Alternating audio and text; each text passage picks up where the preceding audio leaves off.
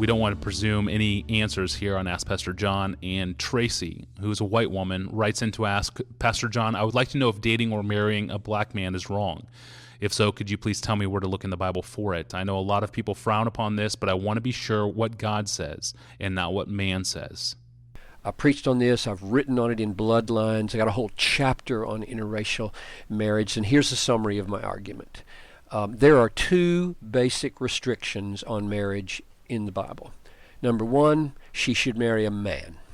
Number two, he should be a Christian. And I get that from 1 Corinthians 7:39.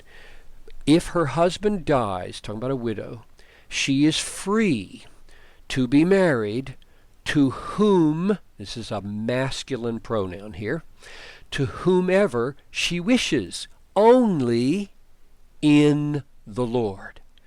So Paul is very vigilant that you don't go out and marry an unbeliever.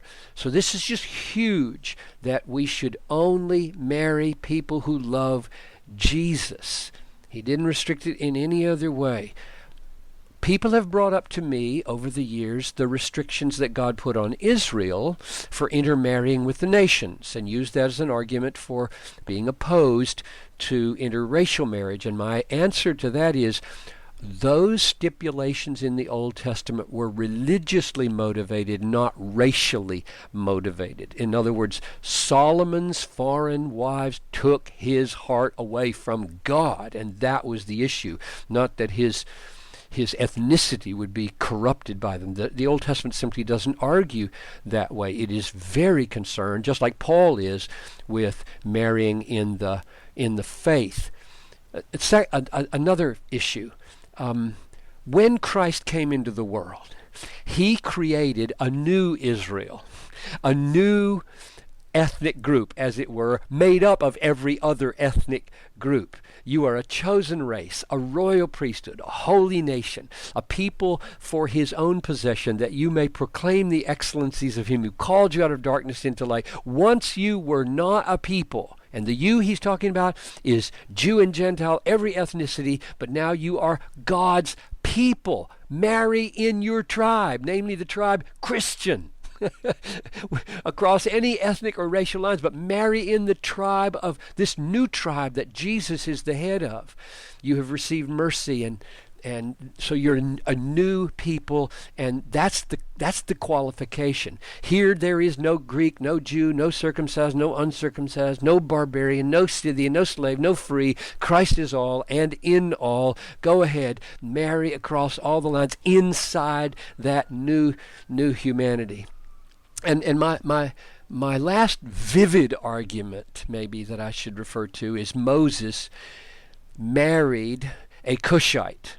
And everybody agrees that the Cushites are black Africans. They're from down the Nile River, and we know it caused problems because Miriam, his sister, and Aaron got very angry about this and confronted him in Numbers 12, verse 1, because of the Cushite woman whom he had married. For he had married a Cushite woman, the text says, and they got angry.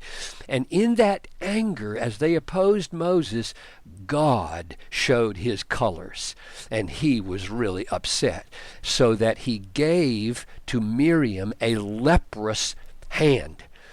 And she pulls her hand, and she's leprous. And the Bible, I think, and I could be wrong about this, maybe pushing it too far, it points out her hand was white as snow. White as snow. This is verse 10 of Numbers 12. Is God saying to Miriam, look, if you're so concerned about Moses' wife being too dark, I'll give you something really light. Here's snow called leprosy on your hand. I think this is a picture of God's indignation that Moses would be confronted not as to whether or not the Cushite was a believer, but whether she was the right color or the right ethnicity for the man. And let me just close with a story. I love to tell this Urbana story. Noel and I were at Urbana, 1967, And a great missions leader was on a panel, and somebody asked him from the audience, they had microphones in those days, aren't you concerned in going to Pakistan for so long that your daughter's going to grow up there, fall in love with a Pakistani, and marry a Pakistani? That's what he asked from the floor. And this answer, I've never forgotten it. It had a huge effect on me in those days. I was 20 years old at the time. And he said, 21, and he said, better a believing Pakistani farmer than a rich, unbelieving American banker. And it just sank into me that, yes, that's exactly the right answer. Of course it matters who she marries. She must marry a Christ lover, a Christ follower. And if it's a Pakistani, praise God, but don't marry a rich white American banker, because he's not a believer, and that's going to make for an impossible biblical marriage. So every marriage is a cross-cultural marriage. Every marriage is hard. Get ready for stress no matter who you marry, but that's what the gospel is for. That's what we're supposed to understand. So don't marry, I'll say this to women right now, don't marry a marginally Christian man.